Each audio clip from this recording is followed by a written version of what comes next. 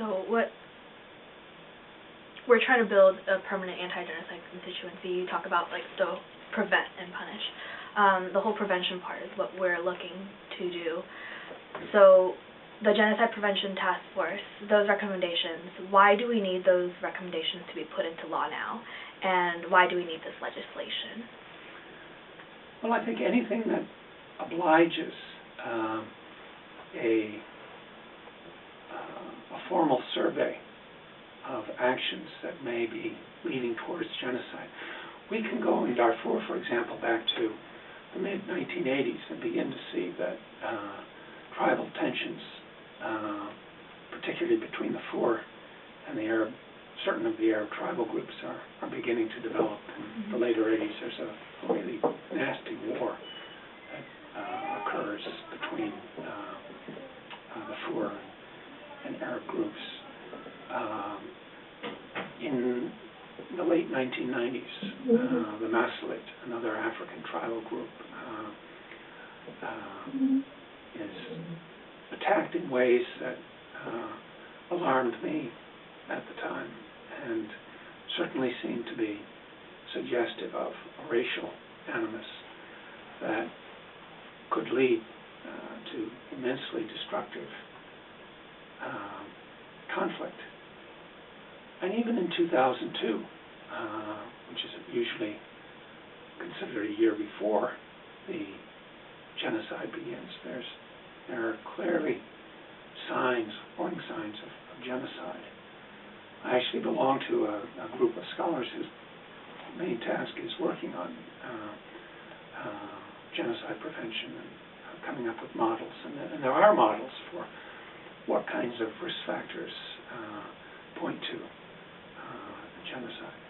So there's much that can be done. The more that can be done to formalize this, the more resources that can be targeted at an active, duly constituted genocide warning group or mechanism, the better. It doesn't have to be an exclusively American prerogative, and it's unlikely to be.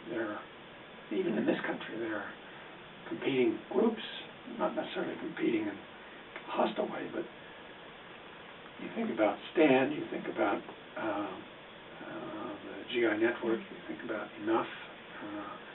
These are all organizations that have genocide prevention as their goal. It needs to be more international. I think that's the thing I would stress. It needs to have a firm footing in Europe. Europe has not been very helpful on Darfur.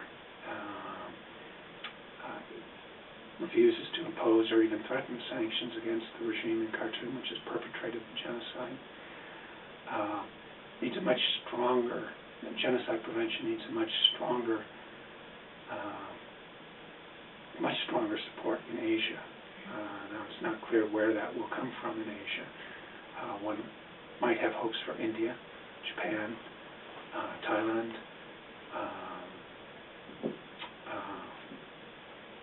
possibly some other countries. And I think the realities of the United Nations need to be considered. We have this very odd arrangement where the 5 victors of World War II constitute veto-wielding members of the body that is charged with securing international peace and security. Well, China's threat of veto, which has been clear from the beginning on any number of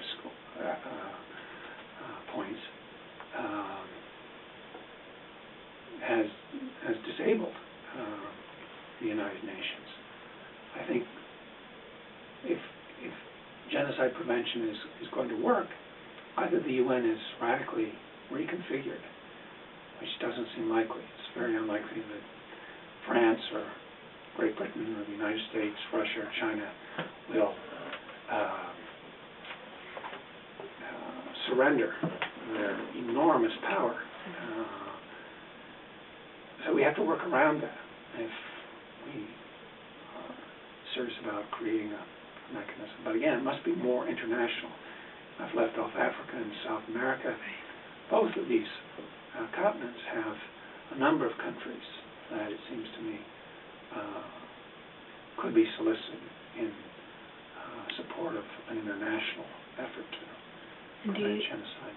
And do you think that if the U.S. could take that first step, and how significant do you think that would be in the international, I think the United States is still reclaiming its moral authority. Mm-hmm. I think it was so undermined by the invasion of Iraq that the world is very happy to see Barack Obama. It's clear.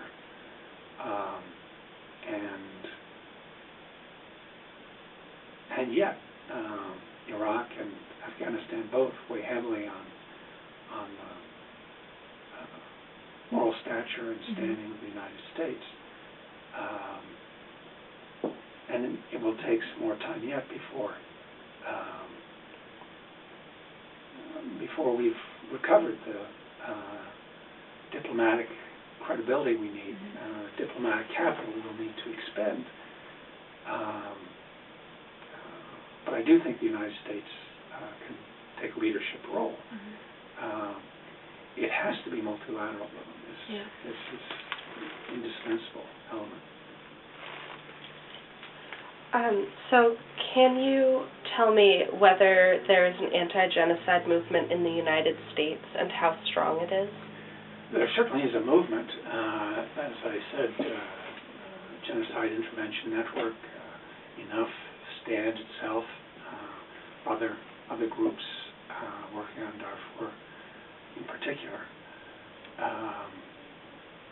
The strength, many people who know Africa well have been astonished at the outpouring of support for Darfur and a just resolution of the conflict. And I really cannot think in my own lifetime of an African issue that has so galvanized U.S. public opinion. Even apartheid era South Africa, it seems to me, did not command the same kind of attention that Darfur has. But only apartheid era South Africa can be considered comparable. So that's remarkable in and of itself.